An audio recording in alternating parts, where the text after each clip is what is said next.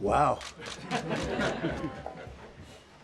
I've been up here a lot. I've never seen a crowd like this. I think we need a ballroom, and that's happening. It's going to be a beautiful ballroom. This is really a lot of people, most I've ever seen in this room.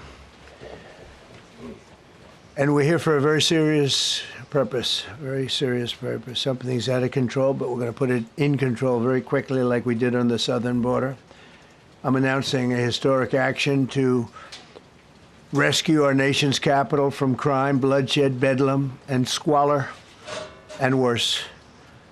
This is Liberation Day in D.C., and we're going to take our capital back. We're taking it back under the authorities vested in me as the President of the United States. I'm officially invoking Section 740 of the District of Columbia Home Rule Act. You know what that is?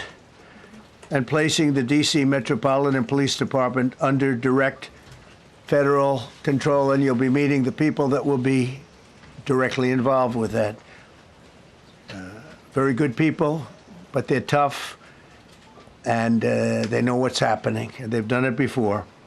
In addition, I'm deploying the National Guard to help reestablish law, order, and public safety in Washington, D.C., and they're going to be allowed to do their job properly.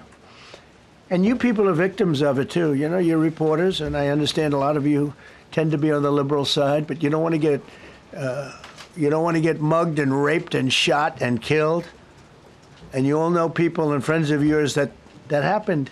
And so you can be anything you want, but you want to have safety in the streets. You want to be able to leave your apartment or your house where you live and feel safe and go into a store to buy a newspaper or buy something. And you don't have that now. The murder rate in Washington today is higher than that of Bogota, Colombia, Mexico City, some of the places that you hear about as being the worst places on earth, much higher. This is much higher. The number of car thefts has doubled over the past 5 years, and the number of carjackings has more than tripled. Murders in 2023 reached the highest rate probably ever. They say 25 years, but they don't know what that means because it just goes back 25 years. Can't be worse. Our capital city has been overtaken by violent gangs and bloodthirsty criminals, roving mobs of wild youth, drugged out maniacs and homeless people. And we're not going to let it happen anymore. We're not going to take it. Just like we did on our southern border. Nobody comes through our southern border anymore. 3 months in a row, we had zero. I don't know if that's right, but the people that do the work, it's a very liberal group of people, actually, and they actually said zero for the last 3 months. Nobody thought a thing like that was possible. And, you know, when you take a look at numbers, I just saw some charts. These are different cities throughout the world. Red is, okay, the red is a place called Washington, D.C. Look at these. Baghdad we doubled up on Baghdad.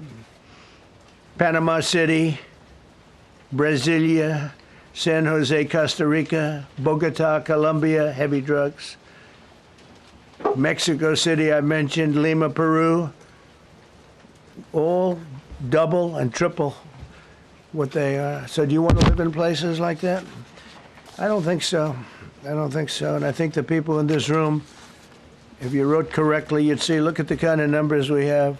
D.C., 41 per 100,000, number one that we can find anywhere in the world. Other cities are pretty bad, but they're not as bad as that. Is that where you want to live?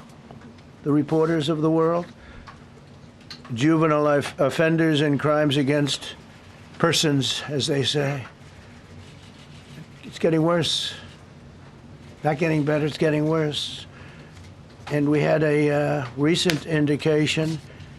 There was a story about a man who was just left. He quit because he was asked to do phony numbers on crime. And we're going to look into that. I think Pam is going to be looking into that. But he was asked by the city, I guess, that we don't want to show the real numbers. Let me do numbers so it looks like it's going down. Not going down. And under Biden, it was a disaster. And nobody did anything about it. We're going to do things about it like you wouldn't believe. Every American has a constitutional right to be able to access and petition their government in safety, and countless federal officials and employees likewise have the right to carry out their jobs in peace without being shot. As you know, I lost a very good person a while ago, was shot waiting for his wife. He was in the car. They robbed his car. They shot him. They killed him like it was nothing to it. She was walking to the car. It's a horror show. This issue directly impacts the functioning of the federal government and is a threat to America, really. It's a threat to our country. We have other cities also that are bad, very bad. You look at Chicago, how bad it is. You look at Los Angeles, how bad it is. We have other cities that are very bad. New York has a problem. And then you have, of course, Baltimore and Oakland. We don't even mention that anymore. They're so far gone. We're not going to let it happen. We're not going to lose our cities over this. And this will go further. We're starting very strongly with D.C., and we're going to clean it up real quick, very quickly, as they say. Days ago, a former member of the DOJ staff was savagely beaten by a band of roving thugs after defending a young woman from an attempted carjacking. He was left dripping in blood. He thought he was dead, with a broken nose and concussion. Can't believe that he's alive. He can't believe it. In June, a 21-year-old congressional intern was tragically killed after being hit by a stray bullet in a drive-by shooting. A former Trump administration official named Mike Gill, fantastic person, was murdered last year in cold blood in a carjacking blocks away from the White House. We all knew him. Great person. Waiting for his wife as she was walking to the car. A Democrat congressman was also carjacked at gunpoint not far from the Capitol. And in 2023, an aide to Senator Rand Paul was stabbed in the chest and head by a demented lunatic as he walked down the street, just absolutely for no reason. Horrifically, last July 4th weekend, a 3-year-old girl was shot in the head and killed while sitting in a car near the Capitol. It's becoming a situation of complete and total lawlessness. And we're getting rid of the slums, too. We have slums here. We're getting rid of them. I know it's not politically correct. You'll say, oh, so terrible. No, we're getting rid of the slums where they live. Caravans of mass youth rampage through city streets at all times of the day. There are ATVs, motorbikes. They travel pretty well. Entire neighborhoods are now under emergency curfews. Just this past weekend, gunfire went through, and you saw that, the Navy Yard. I saw it this morning. They saw that they fought back against law. See, they fight back until you knock the hell out of them, because it's the only language they understand. But they fought back against law enforcement last night. And they're not going to be fighting back long, because I've instructed them and told them whatever happens, you know, they love to spit in the face of the police as the police are standing up there in uniform. They're standing and they're screaming at them an inch away from their face. And then they start spitting in their face. And I said, you tell them, you spit and we hit. And they can hit real hard. It's a disgusting thing. I've watched that for years, for 3-4 years. I've watched them. The police are standing, and they're told, don't do anything under any search. So and you can see they want to get at it. And they're standing there, and people are spitting in their face, and they're not allowed to do anything. But now they are allowed to do whatever the hell they want. This dire public safety crisis stems directly from the abject failures of the city's local leadership. The radical left city council adopted no cash bail. By the way, every place in the country where you have no cash bail is a disaster. That's what started the problem in New York, and they don't change it. They don't want to change it. That's what started it in Chicago. I mean, bad politicians started it, bad leadership started it, but that was the one thing that's central, no cash bail. Somebody murders somebody and they're out on no cash bail before the day is out.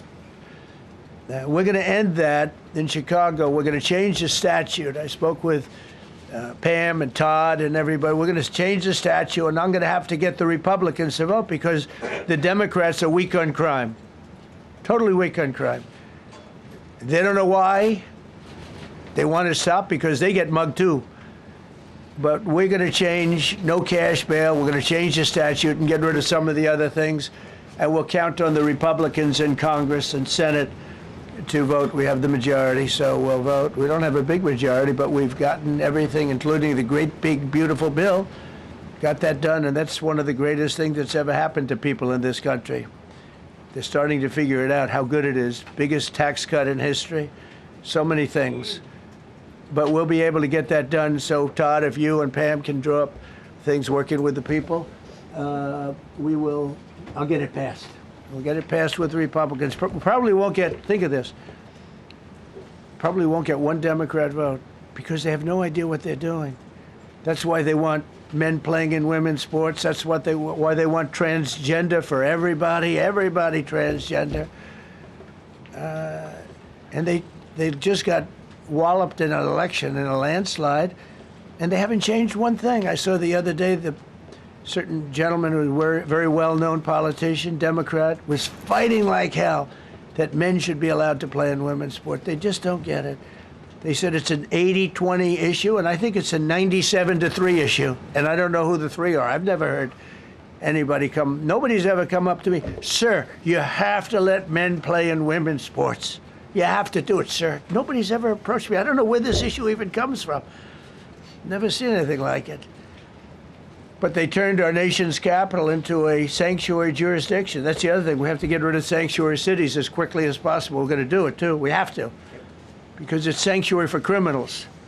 Releasing illegal alien gang members onto the streets in 2022, nearly 70% of criminals arrested in Washington went unprosecuted. That's not going to happen with the group we have standing aside and standing behind me.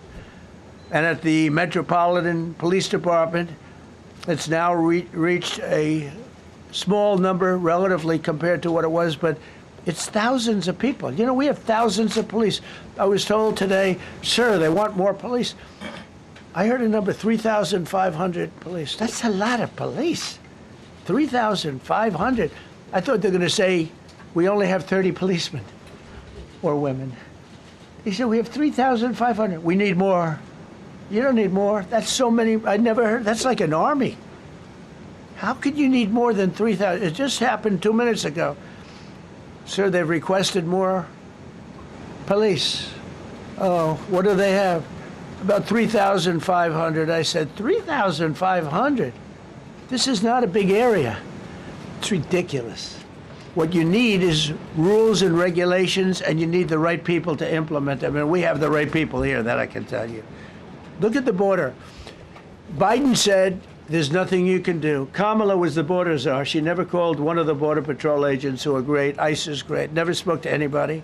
Never went there. But she was the border czar. And everybody said it was impossible to fix. I fixed it in 3 months. No, really.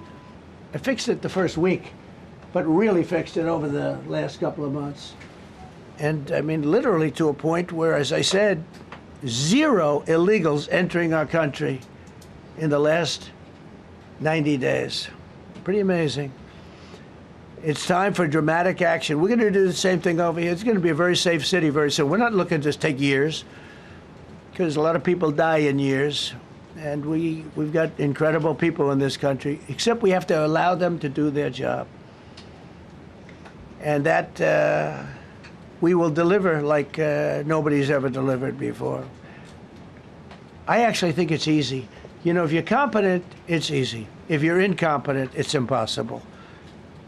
But I'm very competent. Last week, my administration surged 500 federal agents into the district, including from the FBI, ATF, DEA, Park Police, the U.S. Marshal Service, the Secret Service, and the Department of Homeland Security. You know, a lot of nations, they don't have anything like that. They got some police, and they're rough police. They don't have DEA, ATF, FBI, Park Police, U.S. Marshal Service, Secret Service, Department of Homeland Security.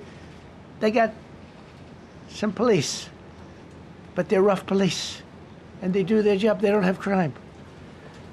We're not going to have crime either. They made dozens of arrests, and that's what starts to happen. Again, cashless bail. Watch what we do with that. Today, we're formally declaring a public safety emergency. This is an emergency. This is a tragic emergency. And it's embarrassing for me to be up here. You know, I'm going to see Putin. I'm going to Russia on Friday. I don't like being up here talking about how unsafe and how dirty and disgusting this once beautiful capital was, with graffiti all over the walls. It's another part of it, by the way, because we're talking about safety, but we're also talking about beautification. We have the most beautiful, potentially, capital in the world. We always had. But people come from Iowa, they come from Indiana, they come and then they get mugged. Not going to happen. Keep coming, because by the time you get your trip set, it's going to be safe again, and it's going to be clean very quickly. We're going to replace the medians that are falling down all over the roads. We're going to replace the potholes. We're going to put a nice new coat of asphalt over the top. No, we don't have to rip the road out and spend 7 years building a new road because they cut everything. Because some designers said, well, we need a 1/4 of an inch more turn for safety reasons. No, we're going to do it right. We're going to get it done quickly. So today we're declaring public safety emergency in the District of Columbia, and Attorney General Pam Bondi, who's fantastic, is taking command of the Metropolitan Police Department as of this moment. And I'll be making the appropriate notifications to Congress and to the mayor, our new DEA administrator, who's one of the top in the country. He better be Terry. If you're not, I'm going to get rid of you so fast. Terry Cole. Terry, thanks. Very good. We just got him. Most highly recommended person. And you'll be designated as the interim federal commissioner of the Metropolitan Police Department. Okay? And you run them tough. They're good. You have a lot of good people. You have people that shouldn't be there. You also have people that shouldn't be there. They got in there because of woke. But you have a lot of great police. And those people are the ones that want to help you. This city will no longer be a sanctuary for illegal alien criminals.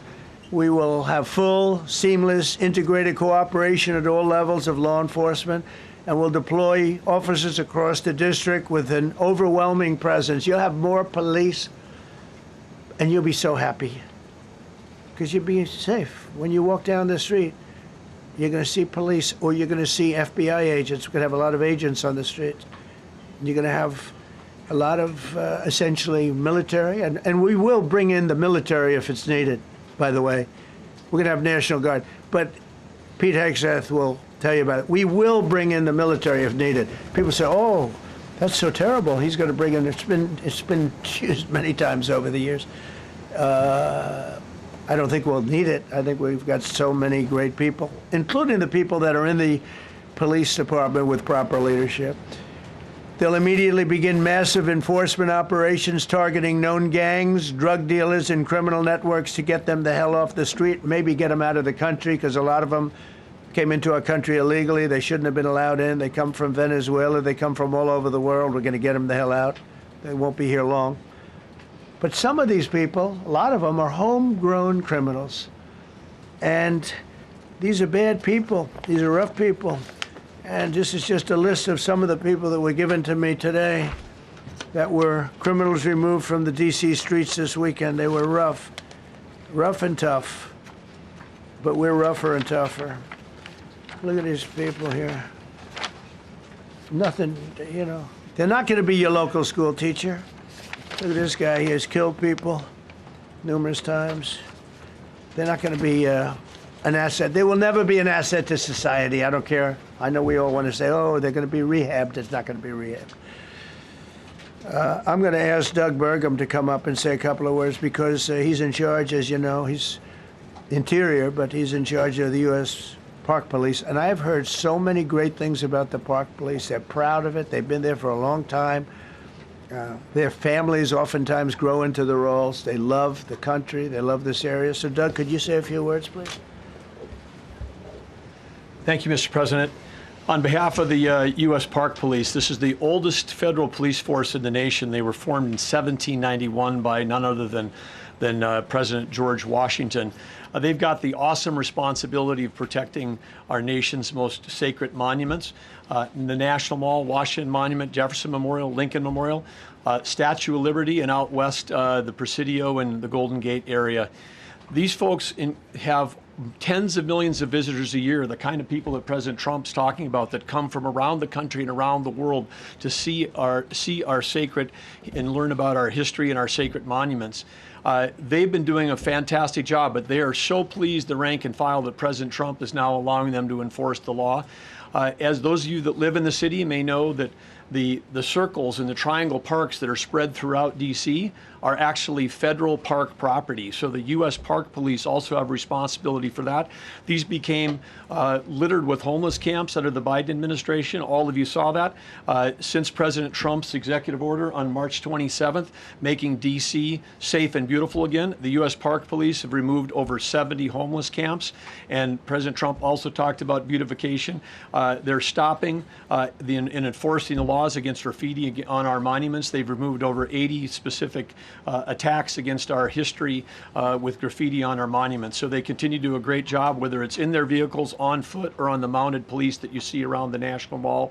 And President Trump, they thank you. The rank and file is so happy to be enforcing the law again. Thank you for your leadership, and they're excited about the announcement you're making today. Thank you. Very good. Great job you're doing. Thank you very much. Pete, could you say something about the military, if you would? Well, Mr. President, it's an honor to be here. And at your direction this morning, we've mobilized the D.C. National Guard. It'll be operationalized by the Secretary of the Army, Dan Driscoll, through the D.C. Guard. You will see them flowing into the streets of Washington in the coming week. At your direction as well, sir, there are other units we are prepared to bring in. Other National Guard units, other specialized units. They will be strong, they will be tough, and they will stand with their law enforcement partners. This is nothing new for DOD. As the President noted, at the border, we've got 10,000 troops down there who've been operating in defense cooperation areas, defense zones, where there's zero illegal crossings because of troops on strikers scanning the border. We've been protecting other people's borders for 20 years. It's about time we protect our own, and we're working with ICE and CBP. In Los Angeles, we did the same thing. Working with the California National Guard, working with ICE officers. ICE officers deserve to do their job and not be attacked. We will work alongside all D.C. police and federal law enforcement to ensure this city is safe, this city is beautiful. And as I always say about President Trump to the troops, he has their back. And my message to the National Guard and federal law enforcement in Washington is, we have your back as well. Be tough, be strong, we're right behind you. Thank you, Mr. President. I'm going to ask Pam, because she's now, as you heard me say, she's really in charge of a lot of what we're talking about. She's done an incredible job. People are going to start to see the fruits of her labor. And Pam, maybe you could say a few words about what we're talking about here. Sure, President. Let me be crystal clear. Crime in D.C. is ending, and ending today. We are going to use every power we have to fight criminals here. President, thank you for caring about our capital. Families come here every summer. Our museums are free. We have the National Zoo. We have the National Gallery. D.C. should be a place where everyone can come and feel safe. Behind me and to my side, we have some of the best career law enforcement and prosecutors in the country who are ready to take this on. As the President said, Terry Cole is going to be supervising the Metro Police Department. Gaddy Serralta, our U.S. Marshal, is going to be supervising command and control, the entire operation. Our Deputy Attorney General, Todd Blanche, and I will be working with them closely, along with our great FBI Director, Kash Patel. Kash is going to talk to you in a minute about what we did in Virginia recently with Governor Youngkin. Many of you covered that, and it was tremendously successful. Not only that, our secret weapon here in D.C. is U.S. Attorney Jeanine Pirro, one of the toughest prosecutors and a former judge, and she is going to be talking about juvenile crime, how it's out of control here, and what she's going to do to fight back. No more crime rampant in our beautiful capital. No more teenage girls beating a disabled man to death. No more of that. No more drive-bys. We're going to do everything we can. And working with the ATF Director Driscoll and Commander of the Army, we're going to all work together. That's what we all do in this room. We work together, we fight. Do not underestimate one person in this room. We're going to make DC beautiful. We're going to make DC safe again. One other thing, just at the wharf a few days ago, the area of the wharf, Terry Cole reached out to me, not even nightfall, on the weekend, where so many families in tourists go. A guy's overdosing from fentanyl on a park bench. In the middle of families around, they administer Narcan and saved his life. No more of that. The President of the United States is going to clean up DC, and we're going to be there to help him, and we're going to be successful. Thank you. Thank you, Pam. Cash, talk about Northern Virginia, if you will. Northern Virginia, we had a big success. Thank you, Mr. President. Thank you, Attorney General Bondi, for your leadership, Deputy Attorney General, and the rest of our interagency partners. Mr. President, the following is what happens when you let good cops be cops, and I just want to highlight that before I get into Northern Virginia. This year alone, under President Trump's administration, we've had over 4,000 child victims identified and found. That's a 33% increase from the same time period last year. 33% increase. We've had a seizure of 1,500 kilograms of fentanyl up to this date. That is a 25% increase since the same time period last year. And just to put it in perspective, 1,500 kilograms of fentanyl is enough to kill 115 million Americans. 115 million Americans. Cops are getting after it. The FBI has arrested 19,000 people this year alone. Thanks to President Trump's administrations, that's double than where we were this time last year. And we have also arrested 1,600 people who have committed violent acts against children. 270 of them are human traffickers of children.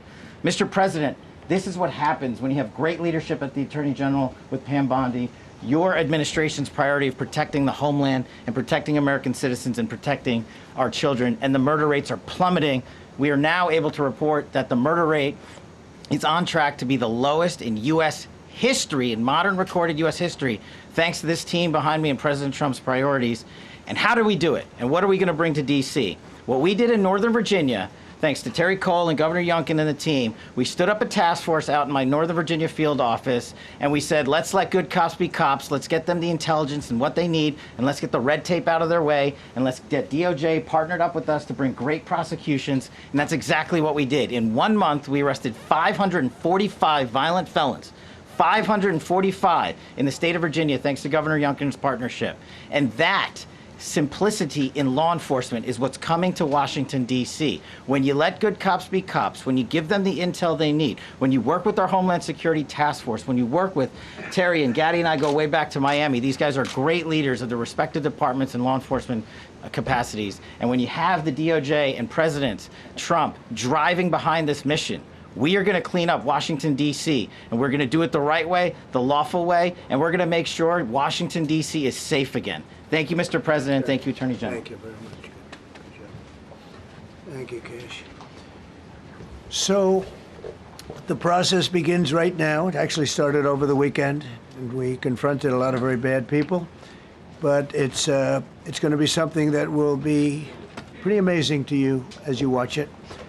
And I think most of you say it's a beautiful thing to do it right. We're going to be removing homeless encampments from all over our parks, our beautiful, beautiful parks, which now a lot of people can't walk on. They're very dirty, we got a lot of problems. But we've already started that. We're moving the encampments away, trying to take care of people. Some of those people, we don't know how they even got there. Some of those people are from different countries, different parts of the world. Nobody knows who they are. They have no idea, but they're there. We're getting rid of the people from underpasses and public spaces from all over the city. There are many places that they can go, and we're going to help them as much as you can help. But they'll not be allowed to turn our capital into a wasteland for the world to see.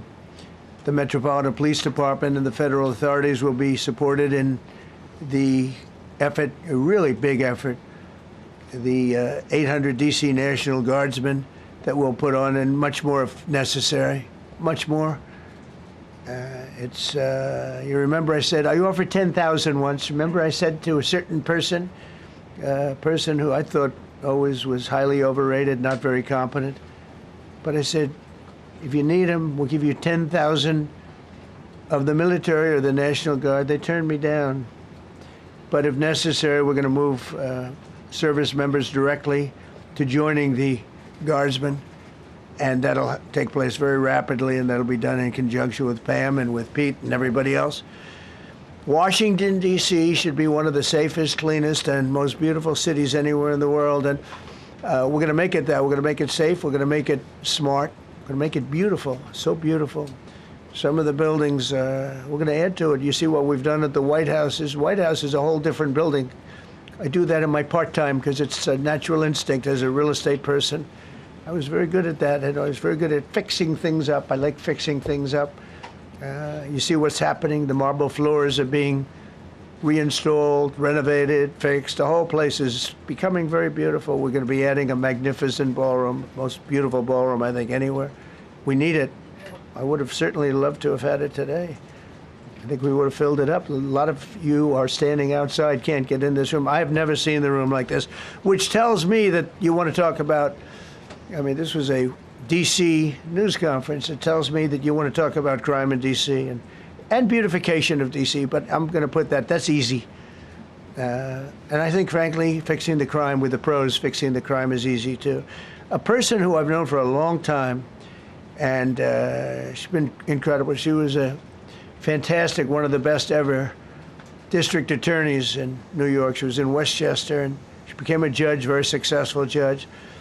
And then she went into showbiz because she was such a good DA and such a good judge, tough judge, but fair, always fair. Nobody ever complained about that, but she was tough. And because of that and her reputation, she went into showbiz. So a lot of people don't, they think of Janine as showbiz. Actually, showbiz was not her thing. And she did great. She was on, along with a couple of other of my friends, on the #1 show. And she did great, but this is what she loves doing. This is really her baby. What she's going to do is going to be incredible.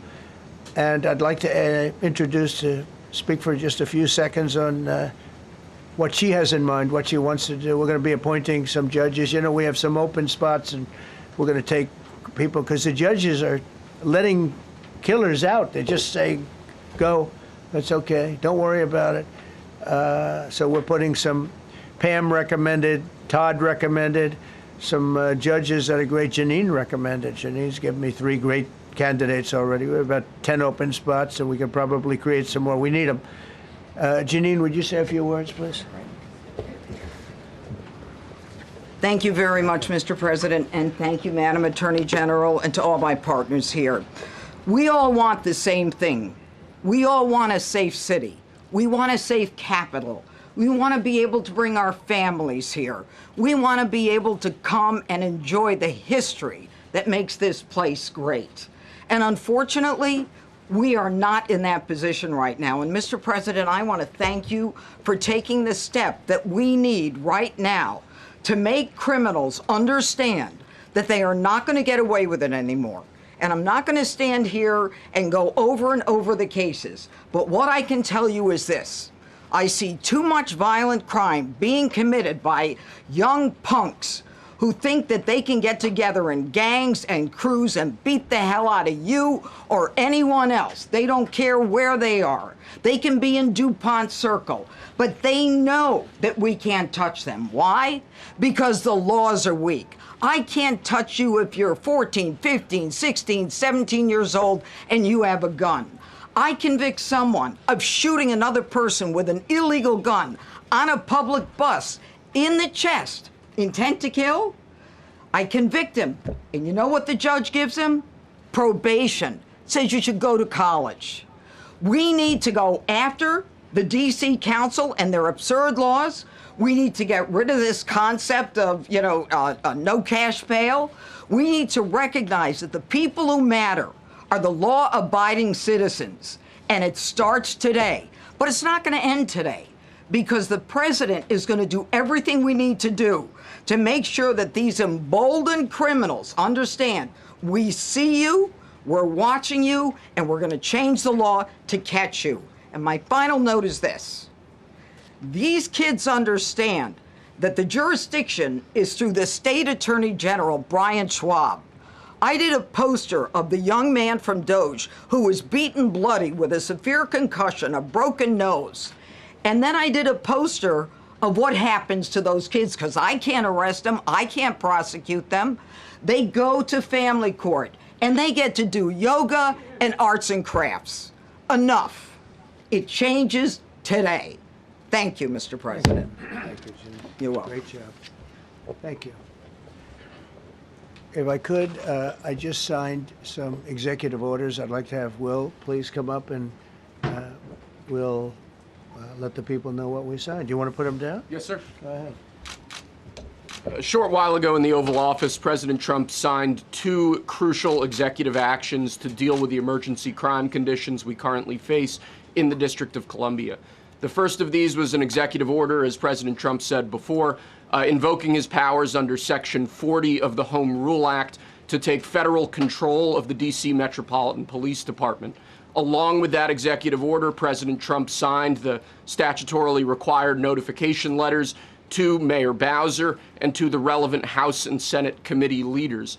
The second major executive action that President Trump signed was a presidential memorandum directing the Secretary of Defense to utilize the National Guard to address the conditions we see on our streets here in D.C. It also authorized the Secretary of Defense to work with state governors to utilize their National Guard units if necessary as well. These are bold, decisive steps intended to combat the out-of-control crime conditions we've seen on D.C.'s streets for far too long, and I, for one, am deeply proud to be part of an administration that's finally coming to terms with these issues, sir. Thank you very much. Sir. Thank you. So, just to conclude, Washington, D.C. should be one of the safest, cleanest, most beautiful places anywhere in the world. It was years ago. We had one problem that was a pretty big problem. The radical left got out of control and they started trying to rip down statues. And I said, let's go pass a law real fast. We're going to do it real fast, but we were blocked by the Democrats who do not want safety. Nobody gets it. I don't get it. They don't get it because they can't get votes. I don't know how they can win an election with this, but they don't want safety. And I found an old statute, very old, early 1900s, that said if you so much as touch or even think about destroying a statue or a monument in Washington, D.C., you go to jail for 10 years with no probation, no anything. In other words, slightly different than we have today. Today we have cashless bail. There you get jailed 10 years. No curtailed sentence, 10 years. And we took it out. Nobody used it. It was never used because, you know, it's harsh. And you remember they started to rip down the statue of Abraham Lincoln. I said, that's a tough one to rip down. He was pretty good, Pam. I think he was pretty good. When the ropes started going around Abraham Lincoln to pull him down, Andrew Jackson, others, and they were heading to the Jefferson Memorial, Thomas Jefferson. They're going to do a big number there. I said, it's time. And I signed that statute immediately. We had it updated. We made it use the same language, all passed by Congress. And I announced it's 10 years in jail, no probation, no anything, 10 years, no curtail sentence if you touch, so much as touch a statue in Washington, D.C. And it was an amazing sight, beautiful sight. Everybody just left. The ropes were hanging around Andrew Jackson, and there were 2 ropes around Abraham Lincoln. They left the rope, but everybody just left. And that was the last problem we ever had. You know, that was the last problem that we ever had with the statues. They were going wild, and somebody came to me and said, sir, in 1910, I don't want to give you an exact because you'll say, Donald Trump gave us wrong dates around like early on. You know, if I'm slightly off, they make you sound a little bad. So I won't put myself in that position. I won't put you in that position, because I think everybody agrees with what we're doing today. But when I signed that thing, it was like a miracle. Everybody left. They were gone. They were starting to march down. They started the march toward Thomas Jefferson, and I figured he was always going to be safe.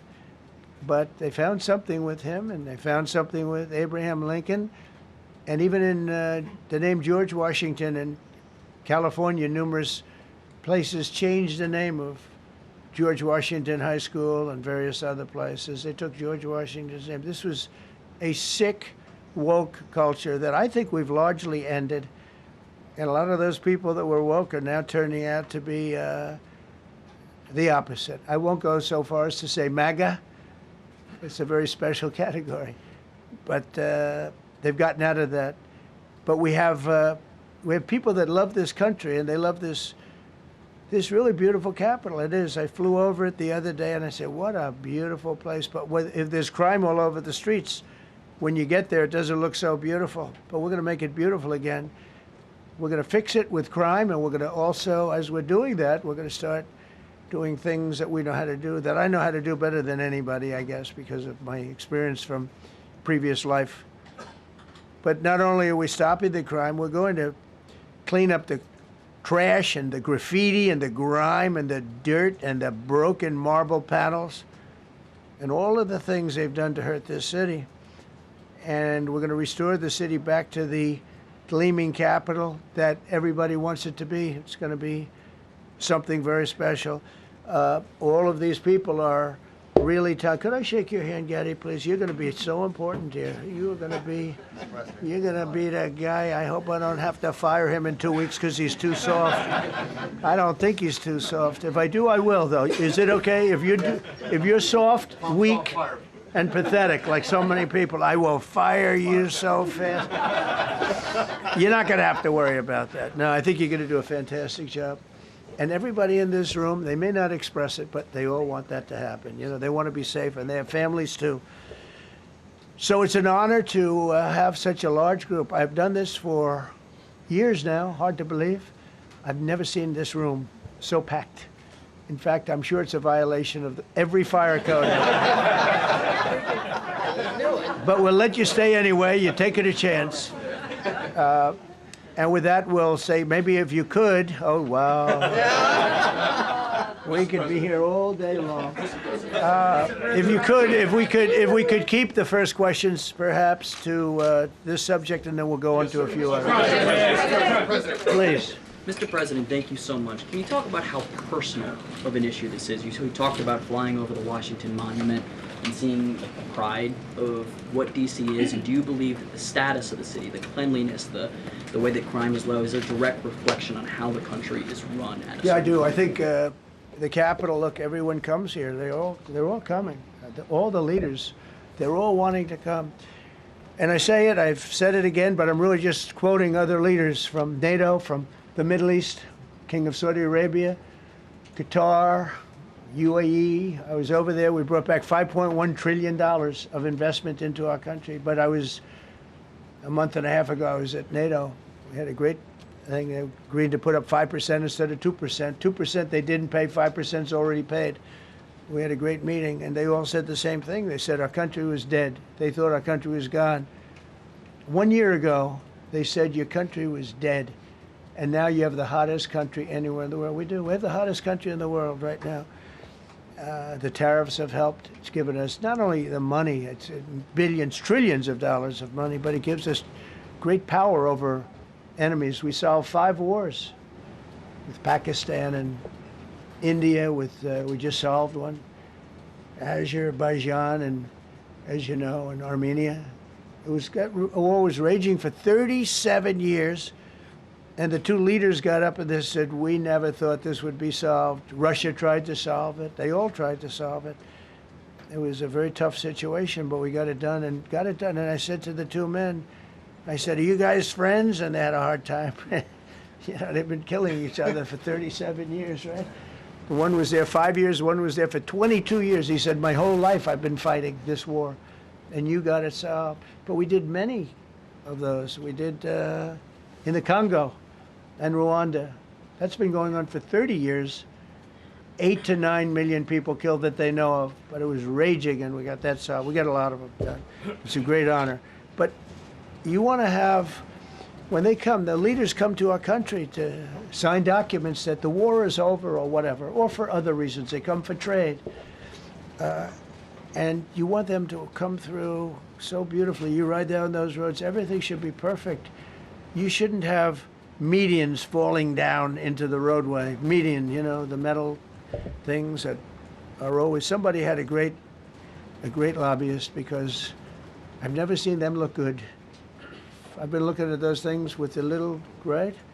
They're always broken and bad, but here they're really bad. And we're going to either put new or fix it, and it's not expensive. It's not really expensive. And we're going to fix our roads a little bit. We're going to clean up our sidewalks. You have countries where every Saturday the people go out and they wash their sidewalks in front of their stores or their houses. They scrub their sidewalks. So we aren't quite at that level yet, I don't think. Gaddy, we're not quite there yet, but maybe we will. They go out and they scrub. I think it's so beautiful to hear that and to see those stories. But we're going to make it clean. But just to finish with your question, it's a very, very strong reflection of our country.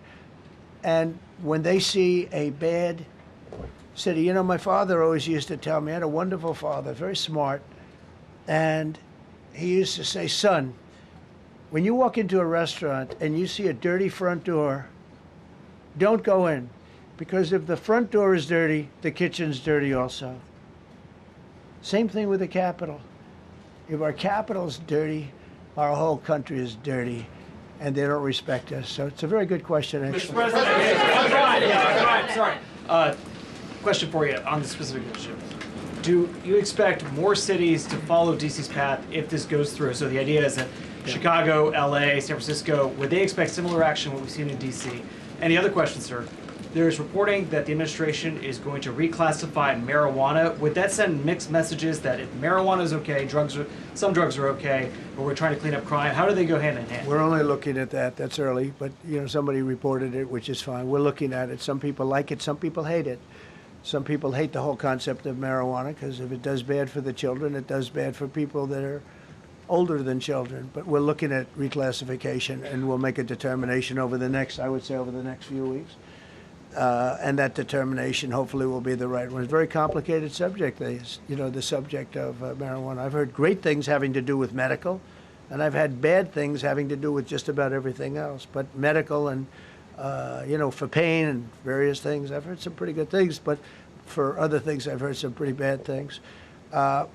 The other part of your question, I mean, we're just going to see what happens with it all. You're going to have, we're going to have a tremendous success in what we're doing. Other cities are hopefully watching this. They're all watching, just like everyone's watching here. They're all watching, and maybe they'll clean up, and maybe they'll do this and get rid of the cashless bail thing and all of the things that caused the problem. I mean, if you go back, this whole thing with cashless bail is a disaster.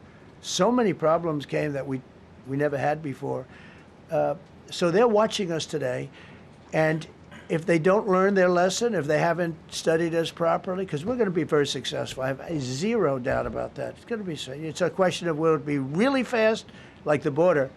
You know, everyone said, they used to say, Biden used to say, I need legislation. I didn't get any legislation. I called up our people, and we did a great job. Tom Homan was great. As you know, our secretary did a great job. They did a great job. There's no games. They didn't play games. And we're going to have the same thing here. But then I'm going to look at New York in a little while. Let's do this. Let's do this together. Let's see. It's going to go pretty quickly. And if we need to, we're going to do the same thing in Chicago, which is a disaster. We have a mayor there who's totally incompetent. He's an incompetent man. And we have an incompetent governor there. Pritzker's an incompetent. His family threw him out of the business, and he ran for governor. And now I understand he wants to be president. but I noticed he lost a little weight, so maybe he has a chance. You know, you never know what happens. But Pritzker's a gross incompetent guy, thrown out of the family business. But when I look at Chicago and I look at L.A., if we didn't go to L.A. 3 months ago, L.A. would be burning like the part that didn't burn. If he would have allowed the water to come down, which I told him about in my first term, I said, you're going to have problems, let it come down. We actually sent in our military to have the water come down into L.A. They still didn't want it to come down after the fires. But that was it. We have it coming down. But hopefully L.A. is watching. That mayor also. The city's burning. They lost like 25,000 homes. I went there the day after the fire. You were there. And I saw people standing in front of a burned down home. It was, their homes were incinerated. They weren't like, even the steel was literally, it was all warped and literally disintegrated because of the winds and the flame and the whole thing. It was like a blowtorch. They were standing on this beautiful day, maybe a couple of days after. We gave it a little time because what they had suffered. Almost 25,000 homes. And you see what's happening now. They didn't give their permits. I went to a town hall meeting. I said, we're going to get you the federal permits, which are much harder. Almost immediately. Lee Zeldin is a star. He did an incredible job. They have all their federal permits. They don't have their city permits. And the mayor said to me, we think we can have them in 2 years. I was walking down the street, and I met with firemen and police. And I was saying hello to many people that were standing in front of their homes with yellow tape. You can't go in. You can't go onto the lot. And those people wanted to start rebuilding their homes then and there. And the mayor said, we should be able to get them the permits within 2 years. I said, that's a shame. 2 years? Are you kidding? I'm going to get them the federal permit like almost immediately. 2 years.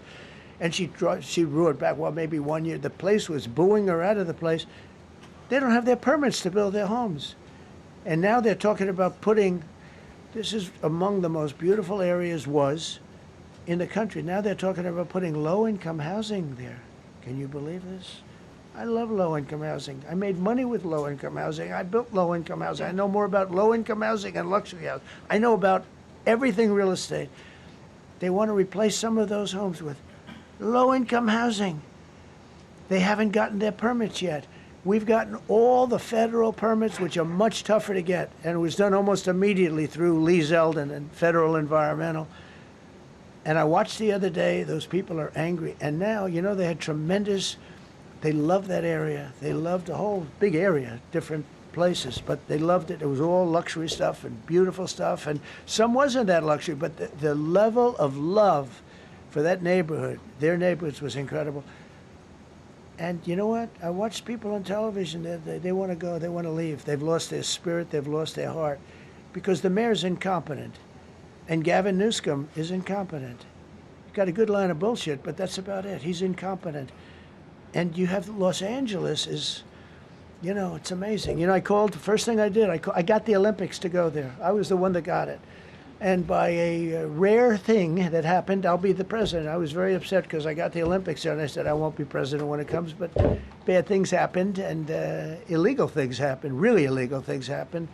Now it turns out one good thing was I'm going to be the president for the Olympics for 2050, for 250, which is going to be fantastic, and also for the World Cup. So we have a lot of good things, and I hope 250 is going to be the 250th anniversary is going to be the best. But when I looked at those people, and I saw last night on television that they still don't have their permits, it's a disgrace what's happened in Los Angeles.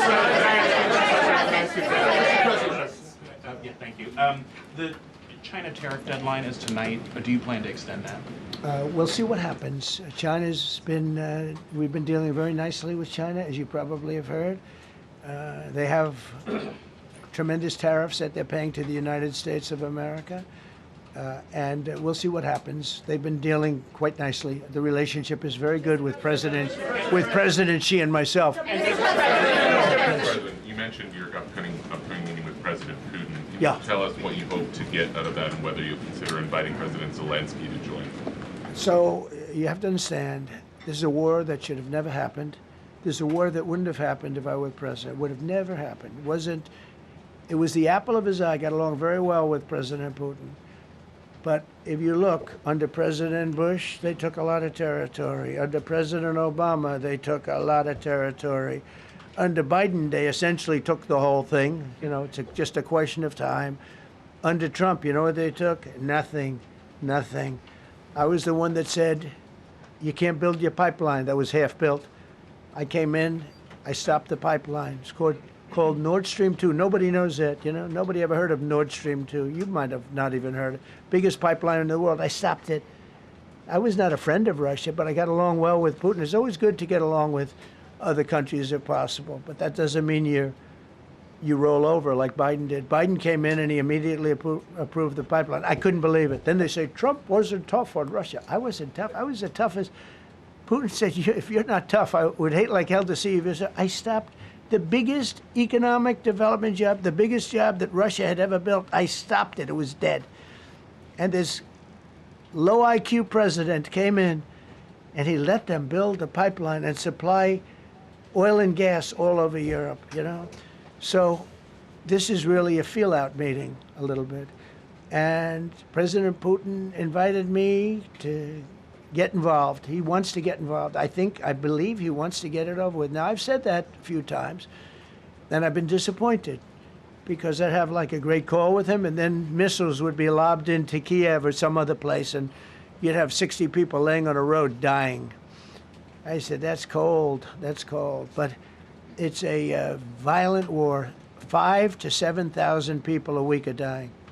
And you know, there's nobody from here. They're all Russian and Ukrainian people, and some people from the cities, much smaller number, but still, those missiles do damage and they kill a lot of people, but mostly soldiers. And they're young soldiers, although in the case of Ukraine, they're getting much older. They're drafting 60-year-olds now.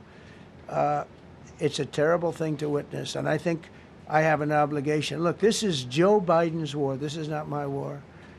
I made a deal with NATO a month ago. You covered it very accurately, actually. We don't pay anything anymore. You know, we're not paying anything. They are buying things from us, and NATO is paying us. I got it raised from 2% of GDP to 5%. And they're paying us for everything that we send. We're not paying. But Biden approved $350 billion. Europe has spent $100 billion. The money that's been spent and the death is incredible. It's the worst thing that's happened, by far the worst that's happened since World War II. So I'm going in to speak to Vladimir Putin. And I'm going to be telling him, you got to end this war. You got to end it. And he wasn't going to mess with me. This war would have never happened. You know, we had a discussion about it one time, and we never had that discussion again. Would have never happened. And when the election was rigged, and then Biden took office, which was barely took office, the auto pen took office, bad things started happening. Bad things, stupid things were said. And it ended up in a war. And you know, and I don't believe this will happen anymore because I have that pretty well covered. This could end up in a third world war. This could have been a third world war. I don't think that's going to happen now. But I thought it was very respectful that the president of Russia is coming to our country as opposed to us going to his country or even a third-party place. But I think we'll have constructive conversations. Then after that meeting, immediately, maybe as I'm flying out, maybe as I'm leaving the room, I'll be calling the European leaders who I get along with very well. And, you know, I have a great relationship, I think, with all of them. And I get along with Zelensky, but, you know, I disagree with what he's done. Very, very severely disagree. This is a war that should have never happened, wouldn't have happened.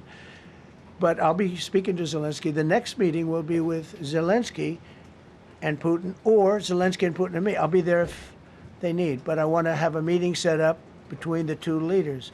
I was a little bothered by the fact that Zelensky was saying, well, I have to get constitutional approval. I mean, he's got approval to go into war and kill everybody, but he needs approval to do a land swap because there'll be some land swapping going on. I know that through Russia and through conversations with everybody to the good, for the good of Ukraine.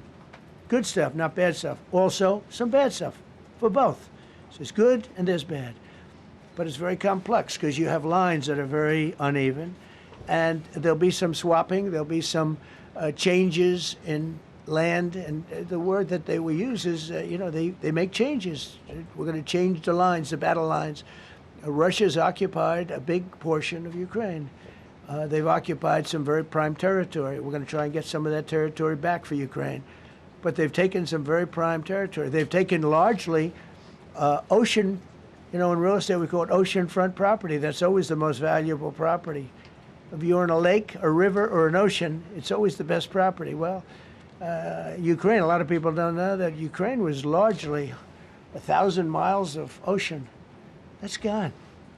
Other than one small area, Odessa, it's a small area. There's just a little bit of water left. So I'm going to go and see the parameters. Now, I may leave and say, good luck, and that'll be the end. I may say this is not going to be settled. I mean, there are those that believe that Putin wanted all of Ukraine. I happen to be one of them, by the way. I think if it weren't for me, he would not be even talking to anybody else right now. But I'm going to meet with him. We're going to see what the parameters are. I'm then going to call up President Zelensky and the European leaders right after the meeting, yeah. And I'm going to tell them what kind of a deal. I'm not going to make a deal. It's not up to me to make a deal. I think a deal should be made for both. I think Russia has to get back into building their country. It's a massive country. I think they have 11 time zones, if you can believe it. It's a massive, it's by far, from the standpoint of land, it's by far the largest. They have tremendous potential in Russia to do well. They're not doing well. Their economy is not doing well right now because it's been very well disturbed by this. It doesn't help when the President of the United States tells their largest or second largest oil buyer that we're putting a 50% tariff on you if you buy oil from Russia. That was a big blow. And then they say, gee, he wasn't so tough. Nobody else would have done that. And I haven't stopped there. I mean, look, I was all set to do things far bigger than that, but I got a call that they'd like to meet, and I'm going to see what they want to meet about. I'd like to see a ceasefire. I'd like to see the best deal that could be made for both parties. It takes two to tango, right? So ultimately, I'll have a meeting next week. I had a great relationship with him, considering the fact that I was not nice to him because of the pipeline. I ended the pipeline. I also gave the javelins. Do you ever hear of a javelin? Javelin is called a tank buster. They say that Obama gave them sheets and I gave them javelins. If it weren't for me, all those tanks that were destroyed at the first days of the war because the tanks got stuck in the mud, some commander made a better. They would have been in Kiev in 4 hours going down the highway. But a Russian general made a brilliant decision to go through the farmland instead. And they just had torrential rains, and the rains were so bad, and it was mud, and those tanks got stuck in the mud. I don't know who that general is, but knowing Vladimir, he's probably not around any longer because all those tanks were stuck in the mud, and they went along with the javelins. I gave them the javelins. You know that, right? I gave them javelins. They gave them sheets. But I'm going to meet with President Putin, and we're going to see what he has in mind. And if it's a fair deal, I'll reveal it to the European Union leaders and to the NATO leaders and also to President Zelensky. I think out of respect, I'll call him first. And then I'll call them after. And I may say, lots of luck, keep fighting. Or I may say, we can make a deal. If not, I will tell you this. I've seen a poll coming out of Ukraine. 88% of the people would like to see a deal made. And if you go back 3 years, everybody was gung-ho for war. Everybody's gung-ho for war until you have it. It's an amazing thing. I had it with a couple of countries where I couldn't get a deal done with one particular country. And I just couldn't. The guy's great. He's a friend of mine. Great. Good leader. Tough as hell. I couldn't get the deal done. And then he went into war for a short period of time. You know where I'm talking about. First term. And it was nasty. Guys being killed all over the place. And he went through 1 week of war, and I was able to get the deal done. He said, this is nasty. Yes, please. Yeah, just to follow up on what you were saying there. First of all, Volodymyr Zelensky is not invited on Friday? He wasn't a part of it. I would say he could go, but he's gone to a lot of meetings. He's been there for 3.5 years. Nothing happened. And what is the definition? I mean, do you want somebody that's been doing this for 3.5 years What's the definition of a good deal? I'll tell you after I hear what the deal is. I was gonna ask Because you- there could be many definitions. You know, you're talking about a very large and complex situation. Now, I tell you, the war that I just settled with Azerbaijan and with, as you know, and Armenia was almost as complex as this one, having to do with routes, Successful trade. meeting on Friday with Vladimir Putin. Well, we're going to have a meeting with Vladimir Putin, and at the end of that meeting, probably in the first 2 minutes, I'll know exactly whether or not a deal can be How will made. you know that? Because that's what I do. I make deals.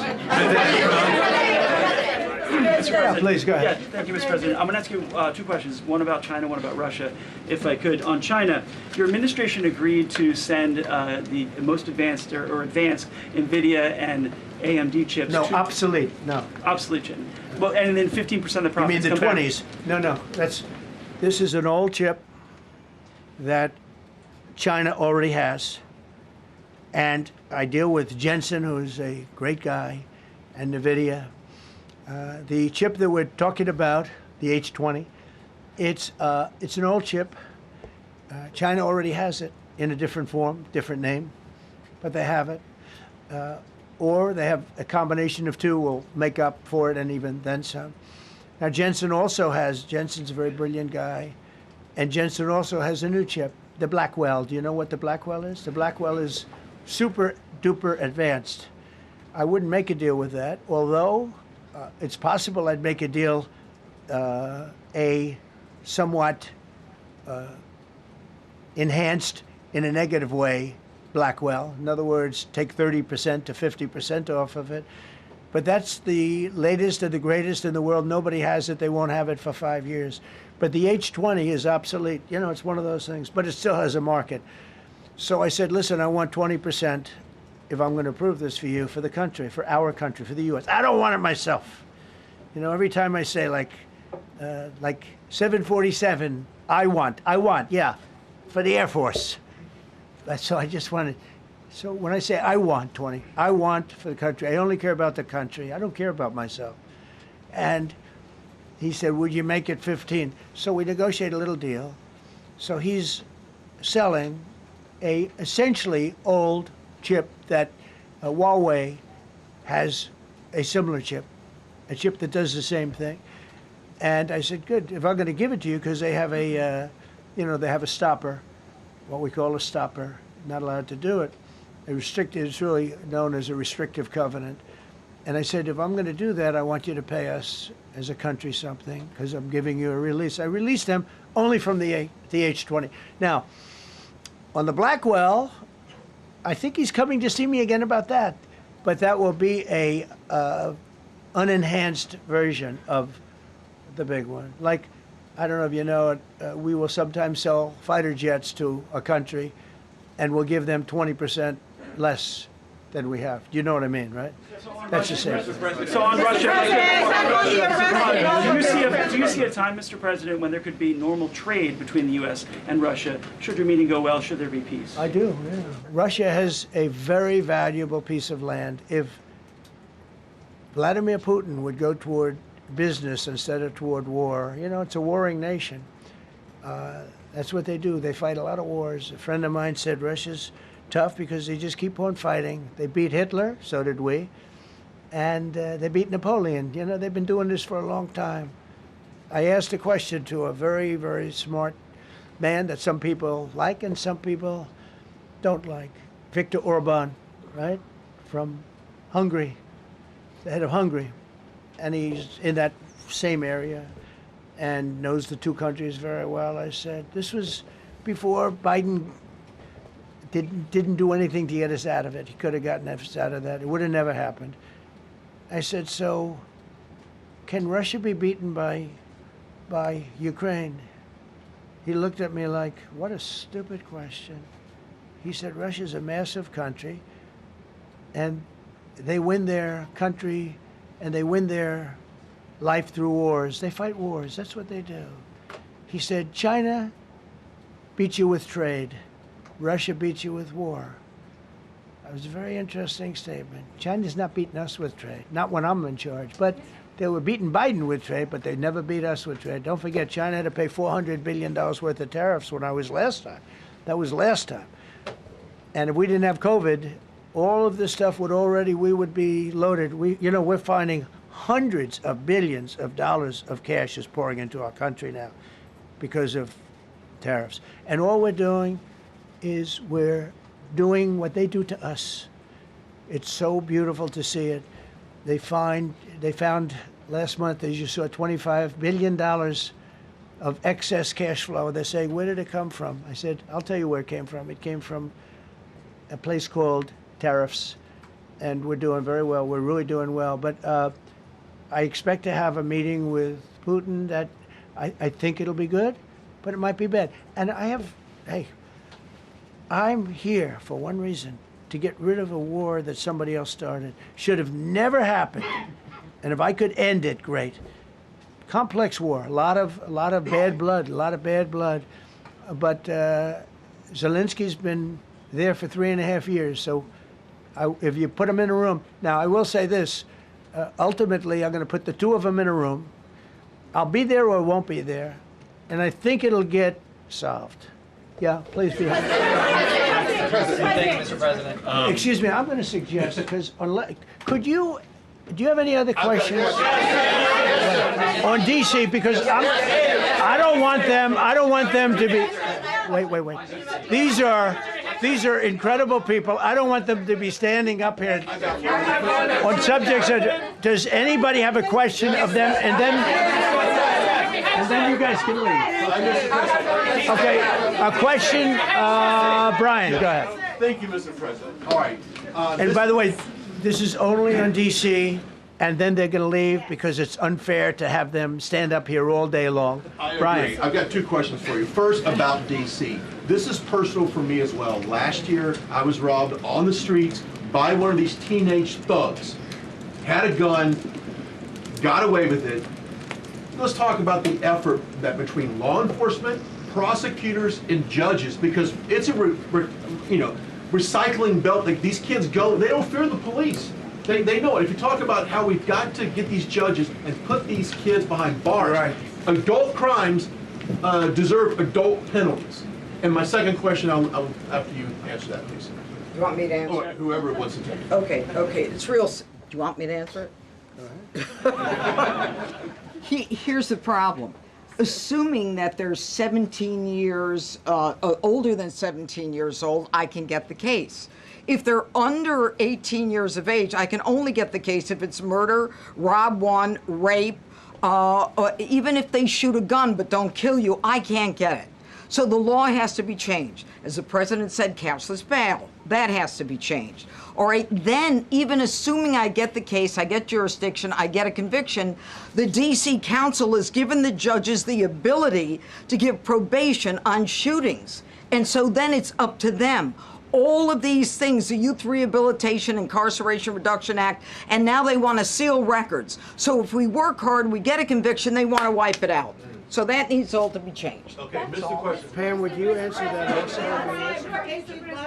Yeah, and just back to that topic, let's be clear though, we're going to charge them and we're going to track every single thing they do throughout every step of the court process and report back to you and let all of you know what's happening to them, because the people who are prosecuting them, the judges who are trying them, they also need to be held accountable. Mr. President, you also made a comment. You made a comment when you walked out here. This is the most people we've ever seen in this briefing. I've never seen ever, right? I've never seen any. Where's Caroline? Where's my superstar? Caroline. Is Caroline in the back?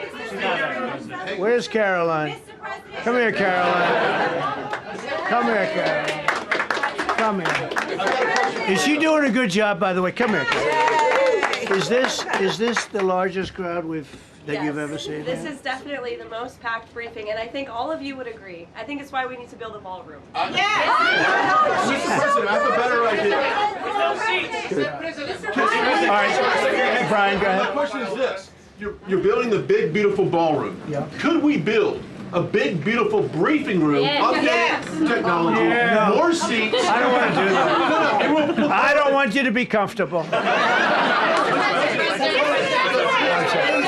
So no, I don't want to make life comfortable. So look. Let's just do this. Let's do this. It's going to be a big thing. We're going to Russia. That's going to be a big deal. What happens, happens. I'll let you know what happens. You'll be the first to know. I'll be calling the European leaders. I'm going with totally. I mean, we have a lot of talks. They're great people. They're great leaders, actually, and they want to get back. Honestly, as one of them said, I've OD'd on trying to settle Ukraine. They've OD'd, meaning they've overdosed on the settlement of Ukraine. Not a nice expression, but boy, is it accurate. They're tired of it. They want to get back to spending money on their countries. You know, Biden gave them $350 billion. Europe gave $100 billion. It should be much more than that. Shouldn't have been that kind of, they should have had equalization, but they didn't. But you know what? Still a lot of money. They want to get back to building their own countries. They really want it resolved. My relationship with the European leaders, as you saw, is extremely good. It's perfect. It's beautiful. Wait. And we're going to try. I'll be in touch with them. I have 5 of them call me. You think it's easy? There are a lot of European leaders, but they rely on me. Very much rely on me. If it wasn't for me, this thing would never get solved until the last person breathing is dead. Would you talk to them before? Yeah, I did. I'm talking to them right now. So I'm talking to the European leaders. I'll be talking to President Zelensky. I'm going to get everybody's ideas. I go into that thing fully loaded right up there, and we're going to see what happens. Now, I think one of 2 things is going to happen. It's going to be a good meeting, and we'll go a step further. We'll get it done. I'd like to see a ceasefire very, very quickly. Very quick. I'd like to see it immediately, but I'd like to see it very quickly. And we're going to be dealing with the European leaders, and we're going to be dealing with President Zelensky, and hopefully we're going to have a great success. As far as this, what we did today, and I think you were here for D.C. more so than even Russia, because Russia will be, you know, we have a couple of days to go. But the Russia is going to be very interesting. But to me, what is very exciting, and we're going to take back our capital. We're going to make it beautiful again, but we're going to make it, more importantly, safe again. It's going to be so safe. It's going to be a model. And then we'll look at other cities also. But other cities are studying what we're doing. And you have some capable people in other cities. They can do it too. But we have a great group of professionals. We're going to have a safe, beautiful capital, and it's going to happen very quickly. Thank you all. Thank you all very much.